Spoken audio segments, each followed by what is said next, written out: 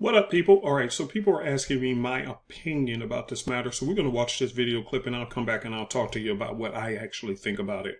All right, let's roll. Protests against immigration raids continue in Los Angeles. ABC's Alex Stone has the very latest. For a sixth night, protesters yelling at National Guard troops protecting a federal building in downtown L.A. On Tuesday night, there were over 200 arrests made by police, many for ignoring orders to leave. And it's not only in Los Angeles. Anger over immigration raids have sent protesters into the streets in New York. On Wednesday night, police detained some. And in Baltimore and Chicago, where a car drove through a group of protesters, 17 were arrested. In Boston, hundreds rallied outside of the State House. In Nebraska, dozens arrested in the state's largest raid yet at a meat production plant. They just came in and said that it was a raid and we had to get everybody out of production. And back in California, these new images of ICE agents chasing workers through strawberry fields outside the federal building in L.A. A moment ago, a convoy of federal vehicles came in here, and this crowd began to come around that convoy. Then federal police came out with pepper ball guns, keeping them back. Not far away, new surveillance video appearing to show federal agents boxing in this car, reportedly using tear gas on a passenger and detaining the driver, leaving a toddler, an infant, and their mother behind. This is the canister from the tear gas that they threw at her. The Department of Homeland Security saying in a statement the suspect was wanted for punching an agent. On Wednesday, 30 Southern California mayors came together pleading for the situation to calm. Arturo Flores, a mayor of Huntington Park and a combat veteran, with a message to the military. Whether they have a document or they don't, you're dealing with Americans. So please remember that. For a second night, an 8 p.m. to 6 a.m. curfew is in place and off-ramps into downtown L.A. are closed with the goal of putting a stop to the... Okay, so here's the point, guys. Let me talk to you and give you my opinions about what I'm seeing with the protests, with ICE, and so forth and so forth. All right, so number one, do I agree with how they're going about removing people who are undocumented citizens? No, I don't really agree with it. And let me say up front, I'm not a politician. I don't get into politics, not my thing. And I got a very important point to share with you. So just hang tight, okay? Do I agree with what they're doing? No, I do not. How they're handling it, I don't agree with it, okay? Do I think some of this is necessary? I think some of this is necessary. But do I believe all of this is? I don't think so. But what's more important that I do believe is important? Let me ask you a question. And I want you to hear me good on this. If your doctor, you went to your doctor and the doctor told you that, hey, we found a large tumor on your brain. You got 6 months left to live. What would you be doing with your time? You say, hey, what does this have to do with the protest? Just follow my logic. Just follow the logic. What would you actually be doing with your time? Would you be out there protesting, or what would you be doing with your time as a protester? I'm not saying that protesting is not important, but what would you be doing with your time? Would you still be out there on the streets? Would you still be raising Cain or raising hell about what's going on with the politicians and the situations going on that you don't like? Or what would you be doing? How would you focus your time with the 6 months left to live? What would you be doing? Why am I sharing this? Because I was talking to my students the other day, and I was sharing with them during class that here's my personal opinion that I learned from Jesus, okay? And don't make this a political, let me rephrase that. Don't make this a religious situation, okay? So I don't really care what your faith is. You know, it's not the point of trying to, be religious on this topic. I'm just using this person because everybody knows this person, okay? So here's what I told my students. I told them frankly, I said, when I look at what Jesus did, I said he lived in one of the most highly charged political environments ever. The Romans were the oppressors of the day, and everybody during that time were talking about Rome.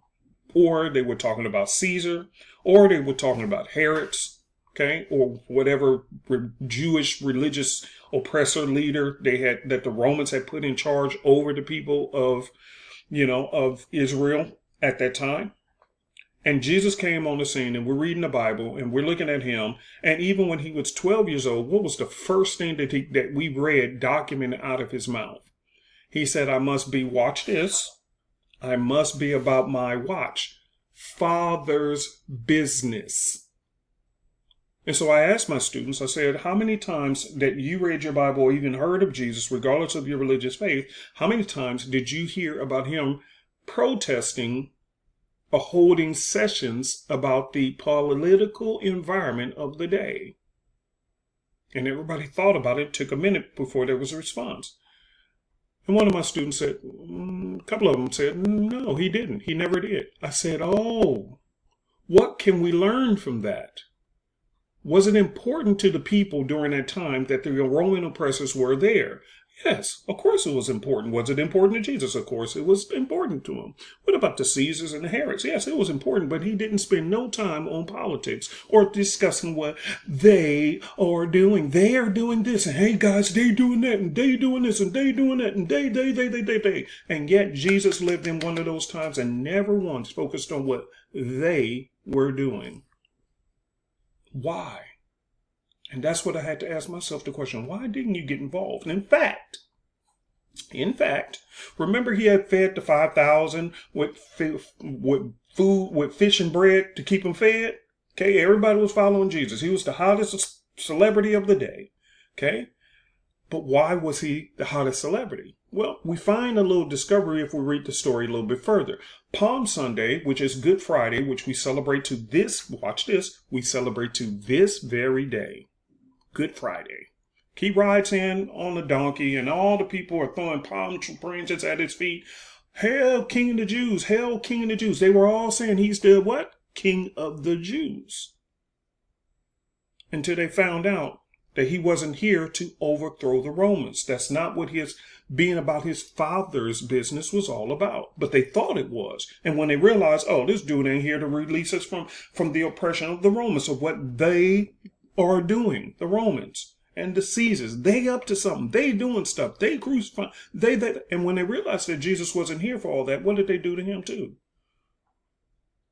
They brought out a prisoner who committed murder, and they brought out Jesus out of prison. And they said to the people, which one should we release to you? Barabbas, who is a murderer, or Jesus, who is what you said was also the King of the Jews? You said this just a few days ago.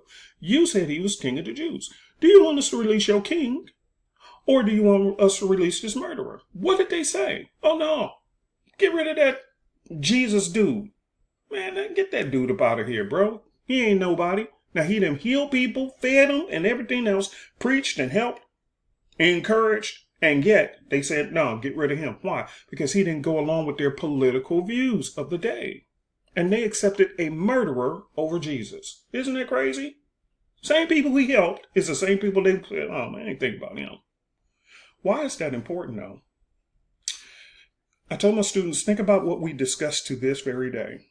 Are we even holding discussions about the Romans or the Caesars or the Pharisees and Sadducees, which were the religious people of that day? Do we even talk about that outside of the church environment? No, nobody talks about it. But even our time zones, BC, which stands for before Christ, AD, after his death. So we even set up time around this man who did what? He said, I'm here to focus on my, watch this, purpose in life. And that's what caused me to really think, what is my purpose in life? Because once you focus on your purpose in life is going to dictate where you spend your time in life. I'll repeat that again, baby. When you understand your purpose in life, that purpose is going to dictate your time spent in this life. Because you are going to die. All of us have a limited amount of time to live here, and then we're out of here. So do you want to be known as a person who got caught up in every single whim of political things that went on? Or is there something deeper that you are called to do with your life? I'll give you a question and we'll wrap it up. You go to your doctor, and the doctor tells you, hey, Julie, hey, Sam, unfortunately, I got some bad news for you. And now what happens to the body? The body tenses up. It prepares for, oh my God. And then your doctor tells you, hey, Susie, hey, Sam, I'm sorry to say this, but you only got 6 months to live. We found a huge tumor on your brain, and we really it's inoperable. Inoperable. There's nothing we can do about it. You go home and you ponder on your life and you say what to yourself? Here's the thing you won't be worried about. You will not be worried about what they are doing. And they finna do this and they finna do that and they doing this and they doing that. And we need to be fighting. We need to be doing. Would you really be doing that? Well, I'll say if it is your purpose in life, yeah, you'll go right on out the door and say, oh, I only got 6 months to live. Let me go ahead and focus on these political things. But I suspect you won't. You know why?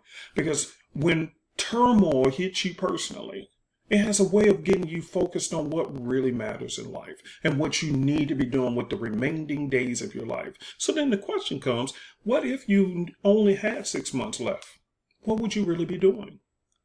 What is your purpose? You understand what I'm saying? What is it that you will focus on? And how would you prepare your family for this? Now, before you get on my case and say, yeah, but those things are important out there. I didn't say they weren't important. Just like during Jesus' day, those were not important. But I would beg the question again. Are we talking about the Romans and what the Caesars and all them, they were doing? Or are we talking about a man who focused on what he was sent here to do? He accomplished his goal and millions of people are following him and nobody's following the Pharisees, Sadducees, or the Romans of the day because guess what? They don't even exist in history no more. The only time we talk about Rome is when we're talking about the Catholic Church. You see what I'm saying? They were the powerhouse of the day, but because he stayed focused, we're still spending time talking about this Jesus man and not those people. Why? Because anybody who's in power, they're always going to be doing something. So if you have handled your business for your purpose in life, and then you got leftover time to get involved in other things, then handle your business. Go do you. But if you haven't even scratched the surface of finding out what is your personal purpose in life, what are you supposed to be doing with your life? If you haven't even stopped to think about that, then why are you getting involved in everything else and running out the clock of your life? And they are still going to be doing new things. President Trump, he got about 3.5 years left. Guess what he's going to be doing? He's going to be going somewhere else, and another politician going to come in doing some of the they stuff that we don't like. And there you go again. So how long are you going to be chasing that turkey? Or is there something better you can do? All right, guys, I left you with something to think about. I'll see you in the next video. Peace and hair grease.